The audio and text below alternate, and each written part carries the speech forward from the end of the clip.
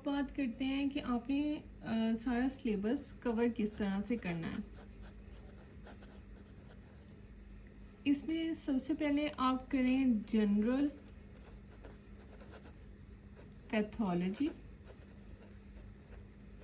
ताकि आपके कुछ जो कॉन्सेप्ट्स हैं वो क्लियर हो जाए। ये आपने कहाँ से करनी है? ये आप VRS से कर सकते हो, पैथोमा से कर सकते हो, ठीक है। उसके बाद आपने जो 9 मेजर सिस्टम्स हैं वो करने हैं। वो आपने कहाँ से करने हैं? वो आपने करने हैं फर्स्ट एड से। फर्स्ट एड से आपने एम्ब्रियो की, उसी टॉपिक की एनेटमी की। BRS फिजियो से आपने उसकी फिजियो की।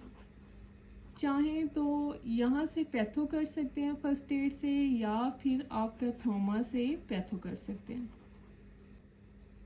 और फर्स्ट एड से ही आपने फार्मा कर ली। जब ये आपने सारी थ्योरी पढ़ ली तो उसके बाद आपने सेम टॉपिक को, सेम चैप्टर को आपने करना है रफ़ी पर्ल से।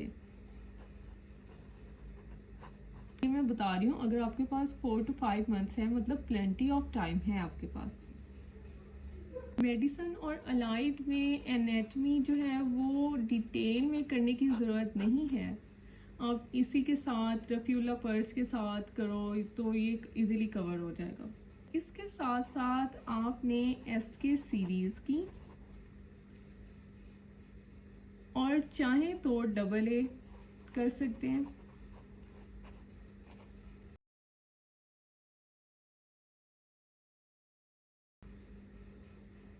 ठीक है, ये हो गया अगर आपके पास 4 to 5 मंथ्स हैं। अब बात करते हैं, अगर आपके पास टाइम थोड़ा है, लाइक 3 मंथ्स है, तो फिर आपने प्रिपरेशन किस तरह से करनी है। इफ़ यू हैव 3 मंथ्स, तो फिर आपने कौन कौन सी बुक्स चूज़ करनी है। फिर आपने उठानी है फास्ट एड, क्योंकि इस पर इम्पॉर्टेंट हर टॉपिक दिया हुआ है, और इम्पॉर्टेंट जो MCQs हैं वो भी साथ साथ मार्क किए हुए हैं। उसके साथ आपने करने हैं पर्ल्स, रफ़ी पर्ल्स। उसके साथ आपने करना है AA, ठीक है। और एंड पे रिवीजन बहुत बहुत ज़्यादा ज़रूरी है। और इस सब के साथ साथ आपकी जो मेन ग्रिप है, याद रखें कि FCPS के पेपर में पार्ट 1 में MCQs ही आते हैं, थ्योरी नहीं आती, इसलिए आपका मेन फोकस MCQs ही है।